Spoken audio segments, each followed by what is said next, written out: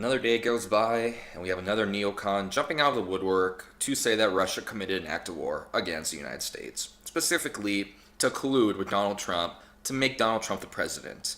And this person is Dick Cheney. If you don't know who Dick Cheney is, he was the VP for George W. Bush. And as most theorize, and most likely correctly, he was the one in charge. He was the one who was the neocon. And now he's back again. In an economy summit in India, he gave a speech where he said that Russia's interference into the election is an act of war, which is comparable to exactly what John McCain said, that Russia hacking the U.S. is an act of war. It's interesting to note that since WikiLeaks Vault 7 came out, people are still making these claims that Russia is responsible for hacking. I think you can reasonably extrapolate that it's quite possible that it was somebody in the U.S. government who hacked the DNC. There has actually been an NSA whistleblower who came out during the election and said it was not Russia that hacked them. There have been numerous people who said Russia was not responsible for the hack to the DNC. And then WikiLeaks Vault 7 comes out, and that explodes all over. And that depicts that it is possible for the CIA, for people in intelligence services and the U.S. government to completely hack into an account and set it up where they are essentially creating a false flag. That if they wanted to, they could hack into somebody's account and make it seem like another country did. Which is, I think that identifies with what is going on here and what was happening during the election.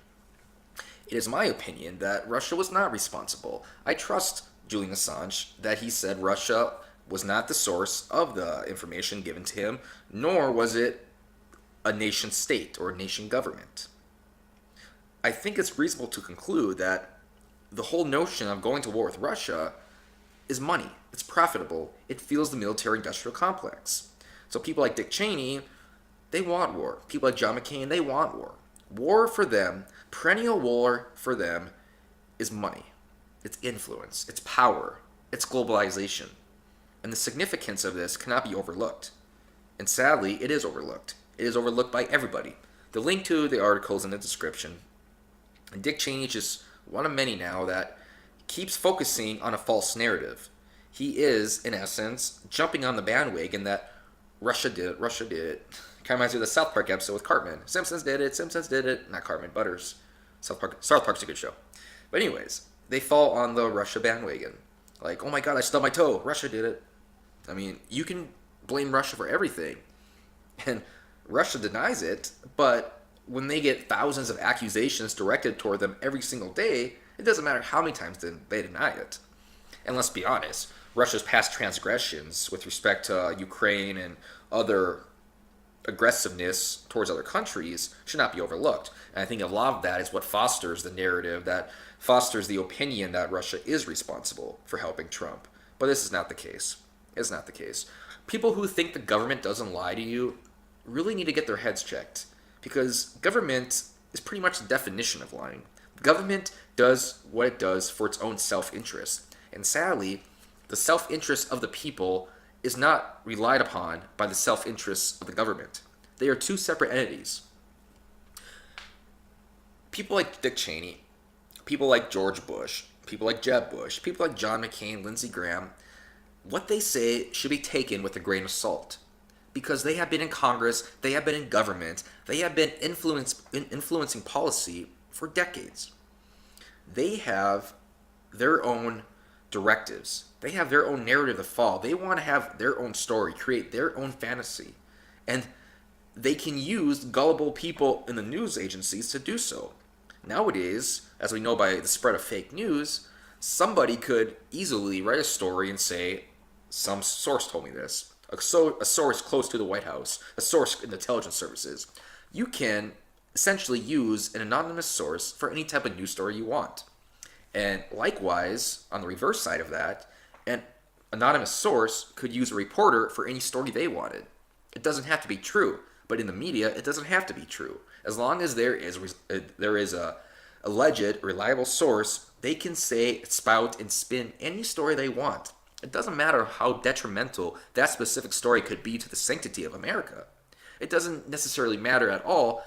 The only thing that matters is how they can properly delegitimize their opponents. What can they do to supersede their past failures in the elections. And I am, of course, speaking about the Democrats here.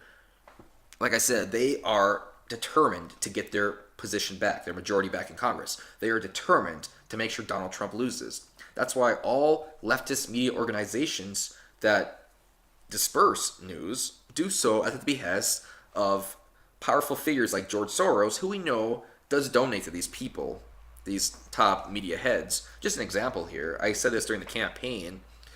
CNN is owned by Time Warner at the time. Time Warner was Hillary Clinton's seventh biggest donor.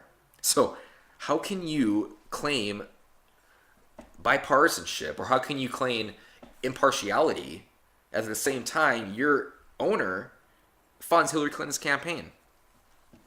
There is a disconnect of logic there, but they keep fueling the narrative. They keep speculating and speculating. But what it comes down to is that it is not speculation. It is planned out. It is an attack. All of it to delegitimize your opponent, to completely destroy your opponent. In this case, being the opposing parties.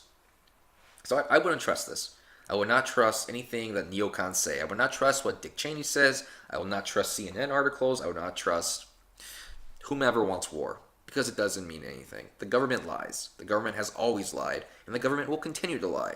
It doesn't matter who is the president, unless maybe John F. Kennedy was still alive. Then maybe you could trust the presidency a little bit more. But it doesn't matter. The government is selfish. They look out for their own self-interests. And those who control the government, those in the deep state, those who have been in the intelligence services for decades, those who have been in Congress for decades, those who have surreptitious sources inside the intelligence community that can leak information to whom they seem fit, that would create the narrative they want them to, like damaging Donald Trump, for instance. Those are the people that we have to look out for. And those are the people that we should ignore. And Dick Cheney, he says he supports Trump, but I wouldn't be so sure about that. That being said, I definitely wouldn't trust him. I definitely wouldn't trust CNN. And like I said literally a minute ago, I do not trust CNN. And I'm done.